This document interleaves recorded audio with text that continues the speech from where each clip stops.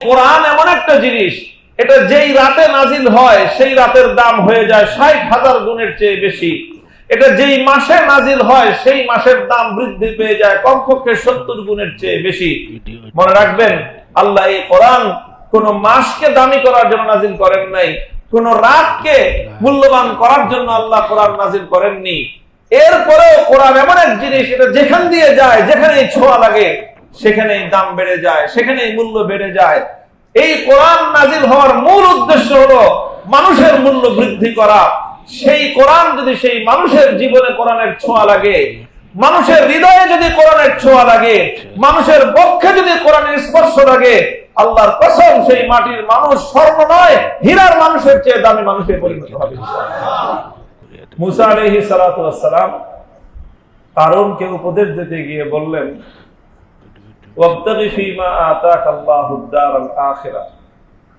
হে Qarun, তোমাকে আল্লাহ পাক রব্বুল আলামিন যা কিছু দিয়েছেন এটা দিয়ে তুমি পরকাল অর্জন করার চেষ্টা করো। আতাকাল্লাহু আদ-দারাল আখিরাহ, পরকালকে অর্জন করার চেষ্টা করো। ওয়ালা তানসা নাসীবাকা মিনাদ দুনিয়া, আর দুনিয়াতে তো চিরদিন থাকবা না, অল্প কিছুদিন দুনিয়াতে থাকবা, আর চিরকাল থাকতে হবে পরকালে। সুতরাং দুনিয়া থেকে, ইহকাল থেকে পরকালে তোমার যে নিজের পাওনা, সেই পাওনাটা এখান থেকে ওখানে নিয়ে যেতে, ট্রান্সফার করতে ভুল করো না। অর্থাৎ আমরা এক দেশে থাকি, কোথাও প্রবাসে গেলাম, প্রবাসে গিয়ে টাকা পয়সা কিছু কামাই হলো, সম্পদ উপার্জন হলো। আমি তো আর প্রবাসে স্থায়ী না, প্রবাসে গিয়েছি কোনো একটা কাজে, আবার আমি আমার নিজের দেশে ফিরে আসবো। তো প্রবাসে গিয়ে আমার যা টাকা পয়সা উপার্জিত হলো সেটা যেন আমি প্রবাসেই রেখে চলে না আসি, ওটা আমি আসার আগেই আমার দেশে কিভাবে ট্রান্সফার করব সেটার উদ্যোগ যেন গ্রহণ করি। এই পরামর্শটাই মুসা আলাইহিস সালাম কারূনকে দিলেন। ওয়ালা তানসা নাসীবাকা মিনাদ দুনিয়া, দুনিয়া থেকে তুমি তোমার পাওনা হিস্সা পরকালে নিয়ে যেতে ভুল করো না। এটা ২ নম্বর পরামর্শ। ৩ নম্বর পরামর্শ দিলেন, ওয়া আহসিন কামা আহসানাল্লাহু ইলাইকা ওয়ালা তাবগিল ফাসাদা ফিল আরদ। আল্লাহ যেরকম তোমার উপর অনুগ্রহ করেছেন, তুমিও অন্যদের উপর তেমনি অনুগ্রহ করো। পৃথিবীতে বিশৃঙ্খলা সৃষ্টি করার চেষ্টা করো না, কারণ আল্লাহ পাক রব্বুল আলামিন বিশৃঙ্খলা সৃষ্টিকারীদেরকে পছন্দ করেন না। ৩টা উপদেশ দিলেন। ১ নম্বর হলো, তোমাকে আল্লাহ যা কিছু দিয়েছেন সেটার দ্বারা তুমি পরকাল অর্জন করার চেষ্টা করো। ২ নম্বর হলো, দুনিয়া থেকে যাওয়ার সময় নিজের পাওনাটা এখান থেকে নিয়ে যেতে ভুল করো না। ২ নম্বর। আর ৩ নম্বর হলো, আল্লাহ তোমাকে যেরকম অনুগ্রহ করেছেন তুমি অন্যদের উপর সেভাবে অনুগ্রহ করো, আর বিশৃঙ্খলা সৃষ্টি করার চেষ্টা করো না। এই শেষ উপদেশের মধ্যে ২টা কথা একসাথে যুক্ত করে দিয়েছেন। এ থেকে বোঝা যায় যে যাকে আল্লাহ পাক রব্বুল আলামিন সুযোগ দিয়েছেন অন্যের উপকার করার, অন্যের উপর অনুগ্রহ করা, সে যদি সেই অনুগ্রহটা না করে তাহলে এটার দ্বারাই পৃথিবীতে বিশৃঙ্খলা সৃষ্টি হয়। এটার দ্বারা পৃথিবীতে বিশৃঙ্খলার সৃষ্টি হয়, এটা কোরআনের এই আয়াতের দ্বারা বোঝা যায়। আমরা এই ৩টা কথার উপরে মুসা আলাইহিস সালাতু ওয়াস সালামের এই ৩টি উপদেশের উপর সংক্ষেপে কয়েকটা কথা আমি আপনাদের সামনে আরোপ করি। প্রথম তো এটা একটা সর্বকালীন, একটা সার্বজনীন একটা উপদেশ, যে তোমাকে আল্লাহ যা কিছু দিয়েছেন। আমরা জানি যে কারূনকে আল্লাহ পাক রব্বুল আলামিন অঢেল সম্পদ দান করেছিলেন। পৃথিবীতে সম্পদশালিতার দিক থেকে কারণ হলো এক দৃষ্টান্ত। সে এক প্রবাদ প্রতিম মানুষ, যে সম্পদের মালিকানা, ধনাঢ্যতা, এই ক্ষেত্রে পৃথিবীতে একজন প্রবাদ সমব্যক্তিত্ব হলো বা নাম হলো কারুন। তো আল্লাহ পাক রব্বুল আলামিন এখানে মুসা আলাইহিস সালামের উপদেশ উদ্ধৃত করতে গিয়ে সম্পদের কথা বিশেষভাবে উল্লেখ করেন নাই, শুধু বলেছেন ফিমা আতাকাল্লাহ, আল্লাহ তোমাকে যা কিছু দিয়েছেন, যেটাই দিয়েছেন সেটার দ্বারাই তুমি পরকাল অর্জন করার চেষ্টা করো।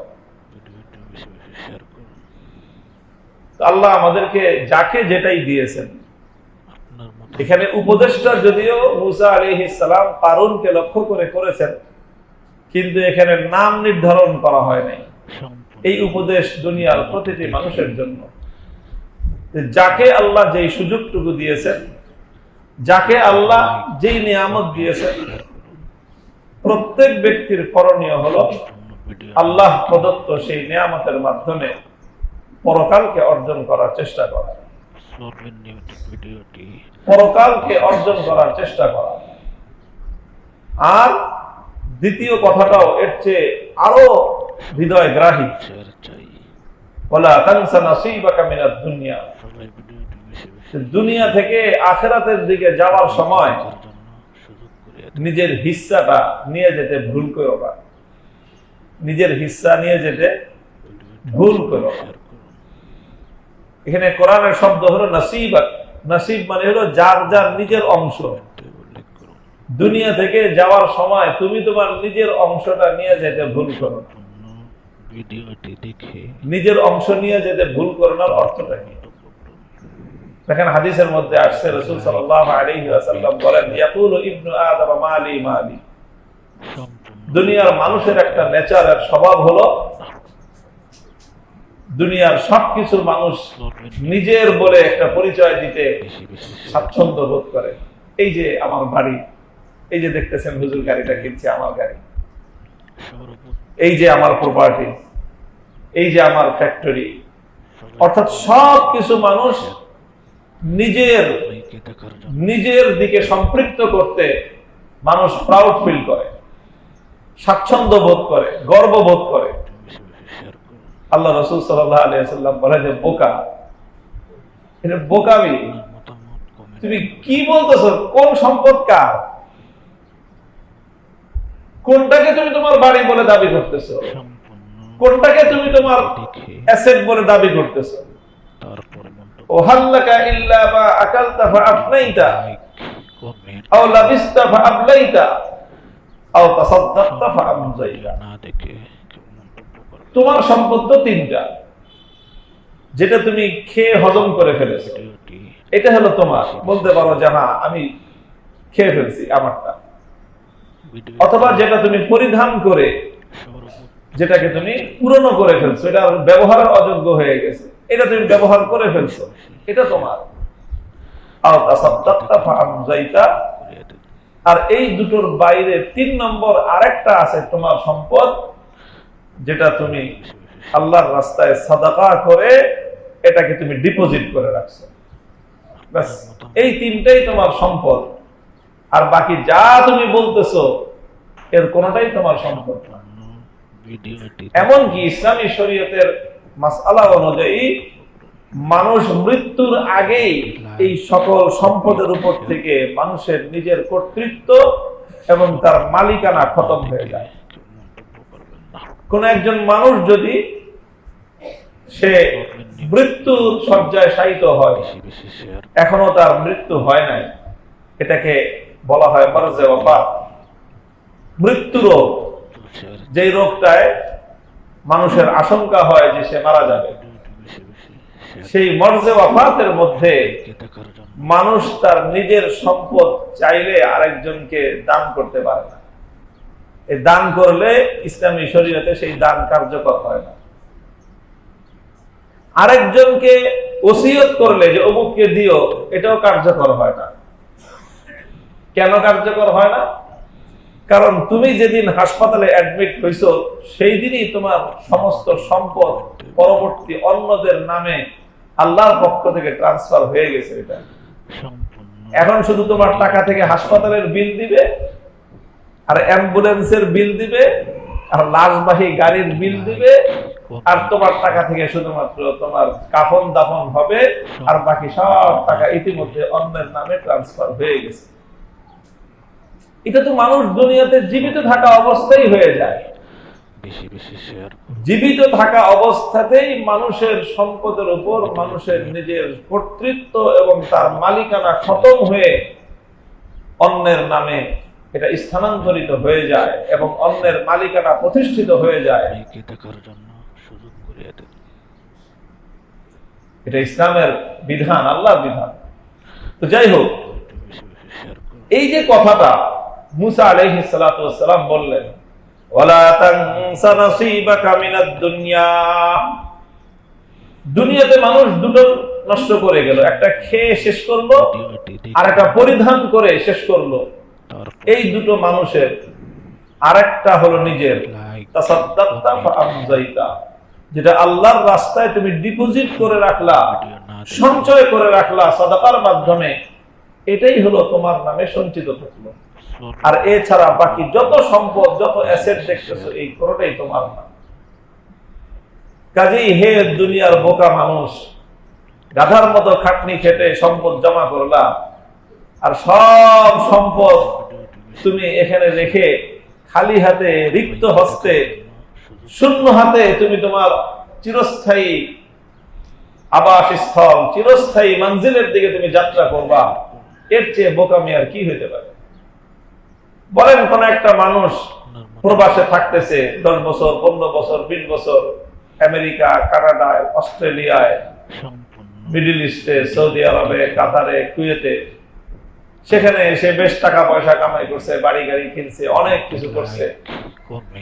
তারপরে জীবনের পড়ন্ত বেলায় সব কিছু সেখানে রেখে খালি হাতে দেশে চলে আসলো। এই লোকটাকে দেখলে দেশের প্রত্যেকটা মানুষ বকা দিবে, গালাগালি করবে, তার বদনাম করবে, বোকা। সম্পদ মানুষ বিদেশে করে। তো এই লোক যেরকম বোকা, তার তো বিদেশে আবার গিয়ে সম্পদ বিক্রি করে টাকা দেশে ট্রান্সফার করার এখনো সুযোগ আছে। তার চেয়েও বড় বোকা হলো ওই ব্যক্তি যে দুনিয়াতে অনেক সম্পদের মালিক থাকলো, দুনিয়াতে অনেক সুযোগের সে মালিক থাকলো, কিন্তু সেই সুযোগ আর সেই সম্পদগুলো সে দুনিয়াতেই রেখে চলে গেল, নিজের পরকালে যাওয়ার জন্য সে কোনো কিছুই সাথে করে নিয়ে গেল না। ভিডিওটি দেখে দেখেন আল্লাহ আর কেমনে বলবেন, আল্লাহ আর কিভাবে বলবেন মানুষকে, ওয়ালা তানসা নাসিবাকা মিনাদ দুনিয়া, দুনিয়া থেকে যাওয়ার সময় নিজের হিস্সাটা নিয়ে যেতে ভুল করো না। যেরকম একজন বাবা তার সন্তানকে, যে নাকি ট্রাভেল করতে যাচ্ছে, যে সফর করতে যাচ্ছে, একজন মা আর একজন বাবা সন্তানের লাগেজ গুছিয়ে দিচ্ছে, তখন তারা কি বলে?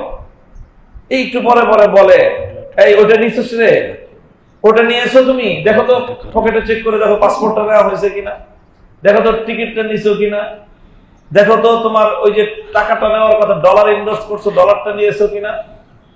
বাবা মা যেরকম তার কলিজার টুকরা সন্তান যে নাকি ট্রাভেল করতে যাচ্ছে, তার প্রত্যেকটা প্রয়োজনীয় জিনিস তাকে স্মরণ করা দেয়, যে ভুল করে আবার রেখে যায় না, এটা কিন্তু সাথে নিতে হবে, না রাস্তায় বিপদে পড়বা।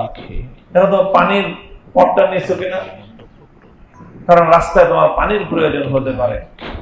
একজন স্নেহময়ী মা, একজন স্নেহশীল বাবা তার কলিজার টুকরা আদরের সন্তান ট্রাভেল করার সময় যেরকম তাকে তার প্রয়োজনীয় জিনিসগুলো যেন সে নিয়ে যায়, এটা নিতে যেন সে সামান্য ভুল না করে, যেই ভাষায় সে বলে, মুসা আলাইহিস সালাতু ওয়াস সালাম পয়গম্বর আল্লাহর ভাষায় ঠিক ওইভাবেই নসিহত করতেছেন। দেখ রে বাবা, দুনিয়া থেকে যাওয়ার সময় নিজের হিস্সাটা নিয়ে যেতে ভুল করিস না, সব ফালায় রেখে যাইস না। আল্লাহ আমাদেরকে বুঝার তৌফিক দান করেন। রমাদানুল মুবারক আপনার মতামত আমাদের জীবনে এসেছে, অনেক অবারিত এক সুযোগ নিয়ে এসেছে আমাদের জন্য। আল্লাহর পক্ষ থেকে অনেক বড় একটা নিয়ামত হয়ে এসেছে।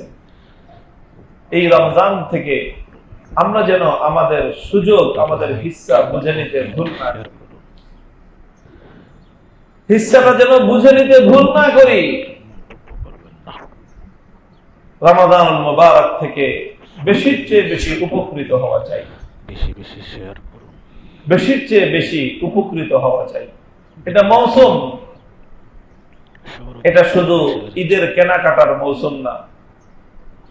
রমজানটা হলো রমাদানুল মুবারক, এটা মুমিনের জন্য সবাইকে দেখার পরকাল উপার্জন করার এক গ্রেট অফার, মহা সুযোগ, অনেক বড় একটা ছাড় দেওয়ার সুযোগ আল্লাহর পক্ষ থেকে। প্রত্যেক মুমিনের দায়িত্ব এবং করণীয় হলো এই ব্যাপারে মনোযোগী হওয়া। রাত দিন যখন যেইভাবে সুযোগ হয় আমাদের রমাদান থেকে উপকৃত হওয়া চাই। ভিডিওটি দেখে রমাদান থেকে উপকৃত হওয়া তারপর সবচেয়ে বড় উপায় হলো, সবচেয়ে বড় মাধ্যম হলো কমেন্ট শেয়ার পবিত্র কোরআনে কারীম। শাহরু রমাদান আল্লাযী উনজিলা ফীহিল কুরআনু হুদাল লিন-নাসি ওয়া বায়্যিনাতিন মিনাল হুদা ওয়াল ফুরকান। বেশি বেশি শেয়ার আল্লাহ পাক রব্বুল আলামিন রমাদানকে পরিচয় দিয়েছেন যে রমাদান এটা হলো সেই মাস যেই মাসে পবিত্র কোরআন নাযিল হয়েছে। সবাই ভিডিওটি বেশি বেশি অর্থাৎ রমাদান এটা হলো কোরআন নাযিলের মাস, কোরআনের মাস। করে দিন। এই জন্য আল্লাহর কোন বান্দা যদি চায় যে রমাদানের দ্বারা সে বেশি উপকৃত হবে, বেশি বেশি তো তার উচিত হবে সে কোরআনে কারীম থেকে বেশি বেশি নিজের অংশ যেন সে বুঝে নেয়। কমেন্টে উল্লেখ করুন। কোরআন থেকে নিজের অংশ বেশি করে বুঝে নেওয়া, এটাই হলো রমাদানের দ্বারা উপকৃত হওয়ার সবচেয়ে বড় মাধ্যম। হাদিসের মধ্যে এসেছে লাইক কমেন্ট রমাদানের রোজা আর পবিত্র কোরআন এই দুটো একসাথে না দেখে বান্দার জন্য আল্লাহর নিকট সুপারিশ করবে। সুপারিশ করে রমজানের রোজা বলবে যে আল্লাহ মানাতুহুল নাহারা, আমি তোমার বান্দাকে ভিডিওটি মিনাল আকলি ওয়াশ শুরবি, শেয়ার চাই।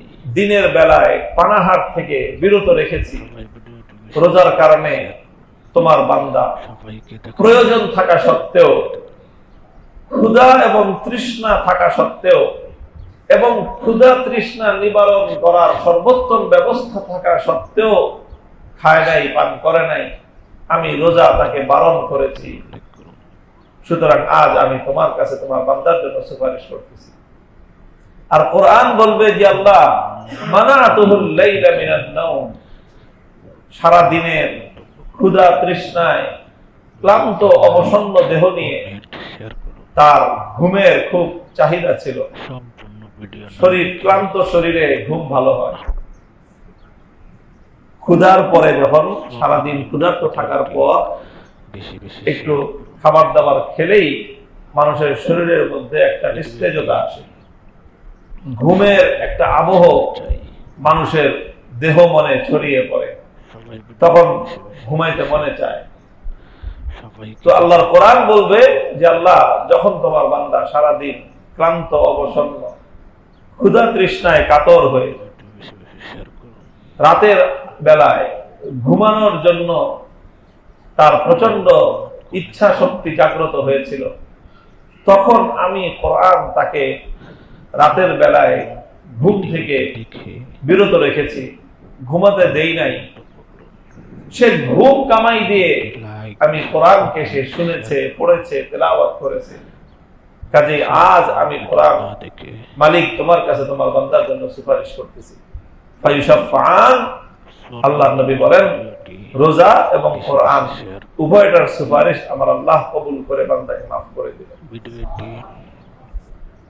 তো ভাই আমাদের জন্য তো কোরআন তো এই কথা বলবে সবাই যে আমি তাকে শেয়ার ক্লান্ত অবসন্ন দেহ নিয়ে ঘুমাইতে দেই নাই। সুযোগ করে আর আমাদেরকে কি আসলেই কোরআন ঘুমাইতে দেয় না? ব্যাপারটা কি এমন হয়? যদি না হয়ে থাকে তাহলে কোরআন আমার কথা কি বলে সুপারিশ করবে আল্লাহর কাছে?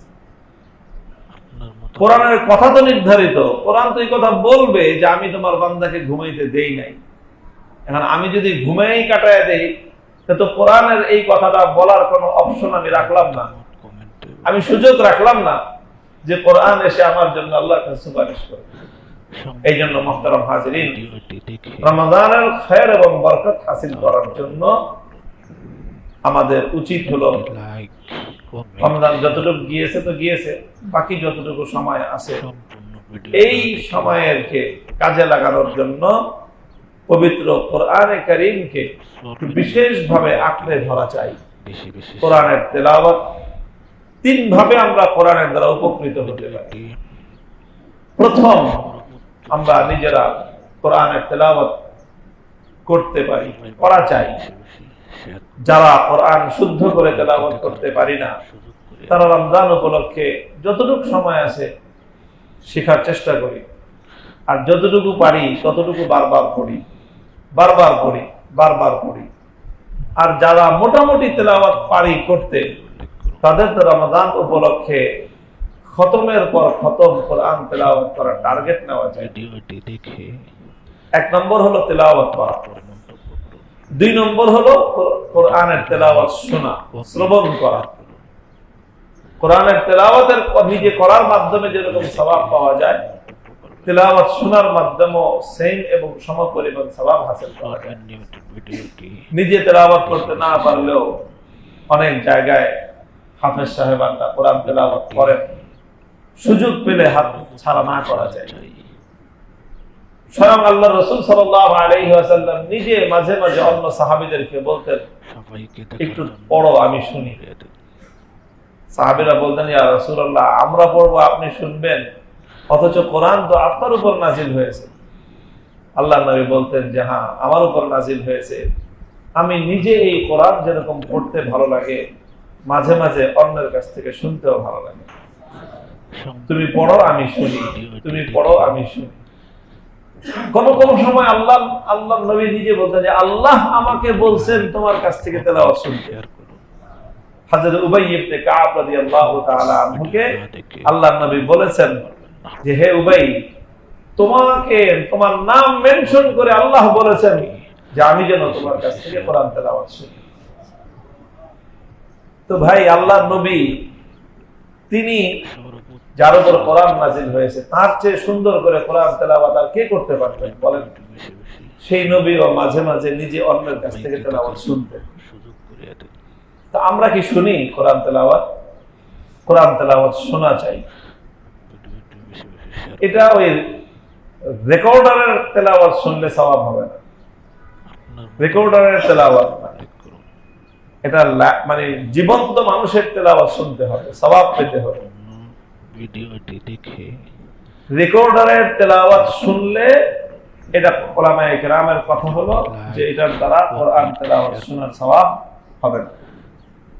সম্পূর্ণ যেমন নাকি রেকর্ডার অন করে দিয়ে তারাবি পড়লে হবে, এটা যেরকম হবে না, ওইরকম কোরআনের তেলাওয়াত রেকর্ডার ছেড়ে শুনলে, বেশি বেশি শেয়ার কম্পিউটারে ছেড়ে, মোবাইলে ছেড়ে শুনলে এটার দ্বারা সওয়াব হবে। ভিডিওটি এজন্য মানুষের তেলাওয়াত একেবারে সরাসরি শুনতে হবে।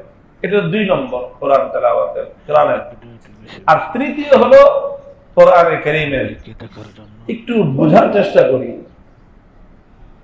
উলামায়ে কেরাম কোরআনের অনুবাদ লিখেছেন, তাফসীর লিখেছেন। নিজে শেয়ার করুন। দিনের একটা সময়, আধা ঘন্টা 1 ঘন্টা সময়, যেই সূরাগুলো নামাজের মধ্যে বেশি বেশি তেলাওয়াত করা হয়, সেই সূরাগুলোর একটু অর্থ বুঝি, কি বলেছেন আল্লাহ পাক রব্বুল ইজ্জত। তো কোরআন নিজে তেলাওয়াত করি, তেলাওয়াত শুনি, কোরআন বোঝার চেষ্টা করি।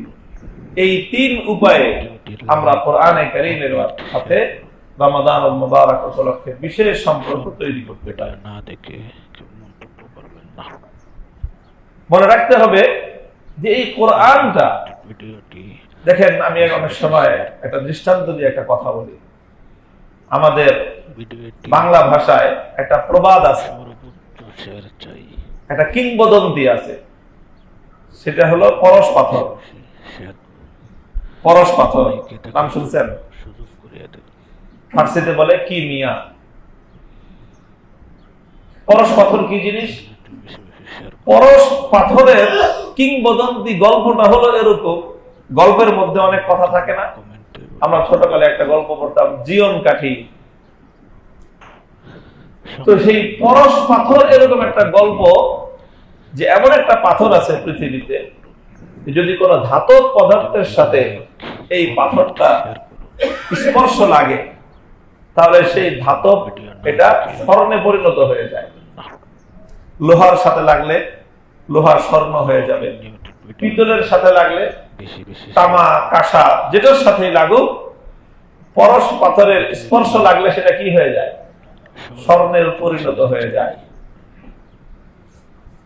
আসলে কি বাস্তবে পৃথিবীতে এমন কোন পরশ পাথর আছে যে লোহা স্বর্ণ হয়ে যাবে?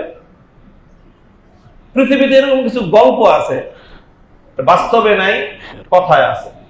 যেরকম আবে হায়াত, এমন এক পানি আছে, ওই পানি স্পর্শ লাগলে মানুষ, মরা মানুষ কি হয়ে যাবে? জিন্দা হয়ে যাবে। তো ঠিক এরকম পরশ পাথর নামে এরকম একটা জিনিস আছে যে যেটা স্পর্শ লাগলে, ছোঁয়া লাগলে লোহা স্বর্ণ হয়ে যায়। আচ্ছা বলেন, যদি এরকম একটা পরশ পাথর কারো কাছে থাকতো, সম্পূর্ণ ভিডিও না দেখে সেখানে টনকে টন রড কিনতো আর পরশ পাথর ঘষে খালি স্বর্ণ বানাইতো, কি অবস্থাটা হইতো? তার তো দূরের কথা, আপনার মাটি সরাইতে হলে ট্রাক প্রতি আমার 1000 টাকা করে দেওয়া লাগবে। 1000 টাকা দিবেন, মাটিটা নিয়ে যাবে। আপনি আবার মাটি কিনতে চাইবেন, তখন বলবে যে আমি এক ট্রাক মাটি দেবো 2000 টাকা দিয়ে। এই 2000 টাকা আসলে মাটির দাম না, এটা হলো ট্রাকের ভাড়া আর ড্রাইভারের খরচ, হেল্পারের খরচ। আচ্ছা ধরলাম না হয় 2000 টাকা। এক ট্রাক রডের দাম 8 লক্ষ টাকা আর এক ট্রাক মাটির দাম 2000 টাকা।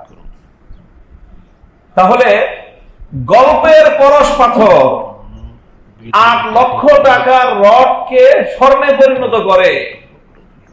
আর এমন একটা পরশ পাথরের সন্ধান আমরা জানি, যেই পরশ পাথর লোহা আর তামা অথবা পিতল নয়, বরং মাটিকে স্বর্ণে পরিণত করতে পারে। এবং সেটা গল্পের কাল্পনিক কোন পরশ পাথর নয়, সেটা রিয়েল ওয়ার্ল্ডের, বাস্তব জগতের এক জীবন্ত পরশ পাথর আল্লাহ আমাদেরকে দিয়েছেন। সেই পরশ পাথরটার নামই হলো আল্লাযী উনজিলা ফীহিল কুরআন। খোদার কসম খেয়ে বলতে পারি যে কোরআনে কারীম গল্পের পরশ পাথরের চেয়ে মহামূল্যবান পরশ পাথর। কারণ গল্পের পরশ পাথর লোহাকে সোনা বানায়, আর বাস্তব আল্লাহর কোরআন নামক যেই পরশ পাথর আমাদের কাছে আছে, এটা মাটির মানুষকে সোনার মানুষ বানায়, মানুষকে স্বর্ণের মানুষ বানায়। এই কোরআন যেখানে তার ছোঁয়া লেগেছে সেখানেই সোনার ফসল ফলেছে। রমজানুল মুবারকের দাম কত বেশি বেড়েছে? হাদিসের ভাষ্য অনুযায়ী প্রত্যেকটি ইবাদত, প্রতিটি ফরজ ইবাদত, মান তাকাররাবা ফীহি বিখাসলাতিন মিনাল ফরজি মিন ফরজিন কানা কামান আদা 70 ফরিজাতান ফীমা সিওয়া। অন্য মাসে 70টা ফরজ আদায় করার সমপরিমাণ সওয়াব পাওয়া যায়। তাহলে রমজানের দাম তো মিনিমাম 70 গুণ বাড়লো প্রতিটা মুহূর্তে, প্রত্যেকটা মোমেন্টের। আপনি রমজানে একটা রাকাত নামাজ পড়বেন, 70 রাকাত নামাজের সওয়াব কমপক্ষে। সবাইকে দেখার জন্য। আর আরেকটা রাত আছে লাইলাতুল কদর। আমরা জানি যে লাইলাতুল কদরের দাম কত? খায়রুম মিন আলফি শাহর। একদিকে একটা রাত, আর একদিকে হলো 1000 মাস। 1000 মাস মানে হলো প্রায় 30,000 রাত এবং দিন। এটাকে যদি আবার মানে কিন্তু 2 দিয়ে ইনটু করা হয় তাহলে হয়ে যাবে 60,000 রাত। একটা রাতের দাম 60,000 রাতের দামের চেয়ে বেশি। এটা হলো লাইলাতুল কদর। লাইলাতুল কদরের দাম এত কেন? আল্লাহর কোরআন বলেছে ইন্না আনজালনাহু ফি লাইলাতুল কদর। কারণ লাইলাতুল কদরের মূল্য এত বেশি হওয়ার কারণ হলো লাইলাতুল কদরে আল্লাহ কোরআন নাযিল করা শুরু করেছেন। তো ভাই কোরআন এমন একটা জিনিস, এটা যেই রাতে নাযিল হয় সেই রাতের দাম হয়ে যায় 60,000 গুণের চেয়ে বেশি। এটা যেই মাসে নাযিল হয় সেই মাসের দাম বৃদ্ধি পেয়ে যায় কমপক্ষে 70 গুণের চেয়ে বেশি। মনে রাখবেন, আল্লাহ এই কোরআন কোন মাসকে দামি করার জন্য নাযিল করেন নাই, কোন রাতকে মূল্যবান করার জন্য আল্লাহ কোরআন নাযিল করেননি। এরপরেও কোরআন এমন এক জিনিস, এটা যেখান দিয়ে যায়, যেখানেই ছোঁয়া লাগে সেখানেই দাম বেড়ে যায়, সেখানেই মূল্য বেড়ে যায়। এই কোরআন নাজিল হওয়ার মূল উদ্দেশ্য হলো মানুষের মূল্য বৃদ্ধি করা।